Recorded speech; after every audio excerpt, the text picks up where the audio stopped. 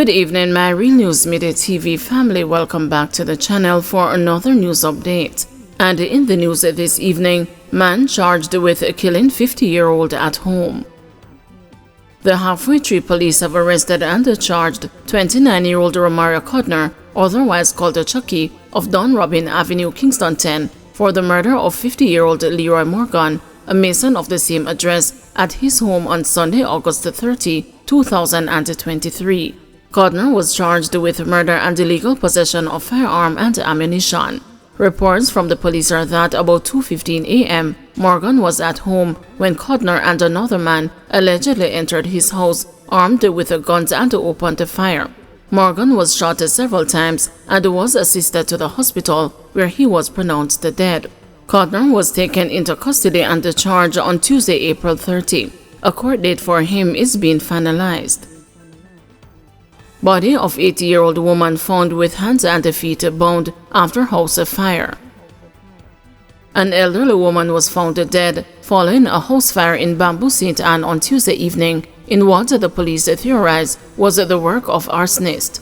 The deceased has been identified as 80-year-old Sylvia Barrett, a farmer and a vendor of Spring Garden bamboo.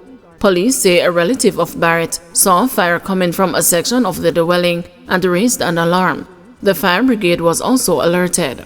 According to police reports, Barrett's relatives and neighbors worked to extinguish the blaze before the fire brigade arrived. Law enforcers confirmed that when they and members of the fire brigade arrived on the scene, the fire was under control and a subsequent cooling down operation was carried out by the brigade. Barrett's body was later found partially naked, with her hands and feet bound with what appeared to be small burn marks. Investigations are ongoing. Man charged with rape of stepdaughter in Westmoreland. A 58-year-old Westmoreland painter has been charged with rape, grievous sexual assault, and the sexual touching of his stepdaughter. The news understands that the stepdaughter, who is a student, filed a complaint to the police on April 26. The man was subsequently apprehended at his house and brought into custody. Reports from the police are that sometime in November and December 2023, the accused inappropriately touched the complainant on her legs as well as kissed her on her lips and on her breast. According to the lawmen, the acts were reportedly repeated between January and February this year. The complainant is said to have gone to the suspect's room to return a lighter when he held her down and inserted his finger inside her, after which he proceeded to rape her. A report was subsequently made to the police.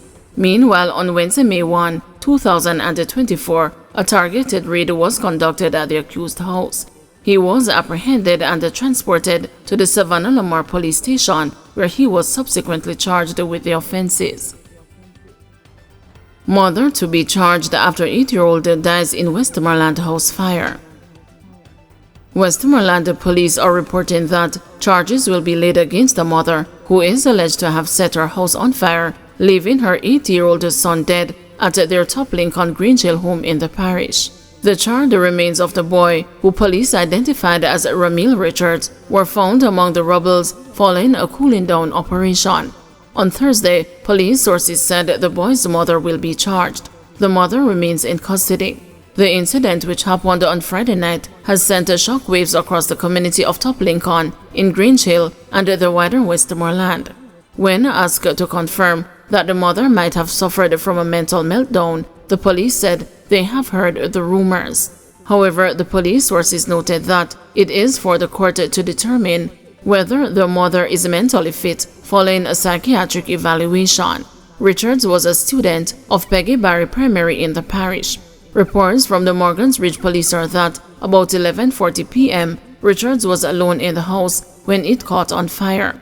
It is alleged that the boy's mother, who was outside, raised an alarm and the fire department was summoned.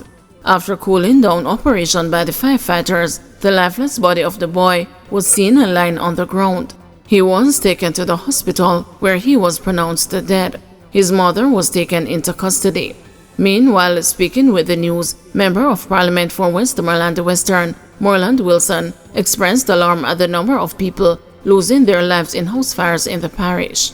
We've seen over the past year, going into 2 years, where youngsters would have lost their lives to house fires, and it shows a trend that is a concern, Wilson said. He is recommending that more training be done in schools to educate youngsters on safety measures in the event of a fire. We have a lot of youngsters who are losing their lives to house fires, and it may require additional training in schools for these youngsters to improve their chances of surviving a fire, he stressed. Probe into expulsion of 2 St. James High School students still in progress. The Board of Management of St. James High School has indicated that it may take another week before its personnel committee will complete its ongoing investigation into claims that the school's principal, Joseph Williams, expelled 2 female students in January without following due process. The students, ages 15 and 16, were reportedly expelled on January 16 after a 2-second WhatsApp status video surfaced in which they were seen kissing. Speaking with the news on Wednesday, Board Chairman Christopher McCurdy said that the probe, which was previously expected to be finished this week, will require additional time and work to complete.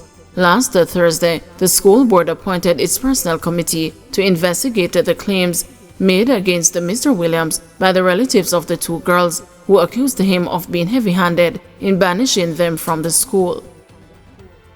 Political analyst cautions JLP against dismissing poll result showing PNP ahead. Political analyst Jermaine Barrett is cautioning the ruling Jamaica Labour Party against dismissing the Don Anderson poll, which sees the opposition People's National Party having a near 8% lead. The poll was commissioned by the PNP. In a leaked voice note, Member of Parliament for South-Western St. Catherine, Everald Warmington, sought to discredit the poll as not credible. Mr. Warmington told the JLP supporters that while the party underperformed in some areas in the local government election, the party is still in good standing. But speaking Thursday on the news, Mr. Barrett said the poll result is an indication of what could be the outcome of the general election due next year. So I think that the Jamaica Labour Party was quite complacent heading into the last local government elections. I think that they are frightened now at what the indications are pointing to. I hope that the sentiment that I'm getting, for example, from Everett Warmington and to a lesser extent the Information Minister, are not indicative of what the position is of the party, which is to say, well, these polls are not really credible. This is not a credible indication as to people's voting preferences. And I think that they should really take stock and make or take cognizance of what the trends are and really rev up the messaging and promote more the activities of the government. What they need now to do is to promote to Jamaicans a narrative that says, yes, we know your lives are hard, but we can deliver a better life for you. So I think we started to get that more coming out of the budget debates in terms of the suggestions from Mark Golding and so forth. So I think we need a lot more of that. More than the negativity, but more of the positive, results that will come from a People's National Party government. What it does, for example, for persons who are committed to the Jamaica Labour Party, it's really a statement that causes them not to become very inspired and enthusiastic about going and casting their X beside the bell. On the part of the People's National Party, their voters are now inspired and encouraged that there's a sort of renewed enthusiasm about that party. In terms of the undecided voter, I think that if the JLP doesn't pay keen attention and rev up its machinery, you're going to find that more of the undecided voters are going to say, well, I'm going to cast my vote in favor of the winning team, as is indicated here by the polls. Murder suspect killed in Anota Bay, St. Mary. A suspect who was being sought for a double murder committed in St. Mary last year was found murdered in Anota Bay on the weekend. He is 22-year-old Lamar Hunter, otherwise called Tubby, a resident of Juno Pen in Anota Bay, St. Mary. Investigators reported that residents of Juno Pen heard a gunshot in the wee hours of Saturday morning and called the police. Mr. Hunter's body was found with multiple bullet wounds. The police reported that Hunter was being sought in connection with a triple shooting in Dover District in July last year. 2 men, Maurice Forrester and Michael Harris, were killed in that incident.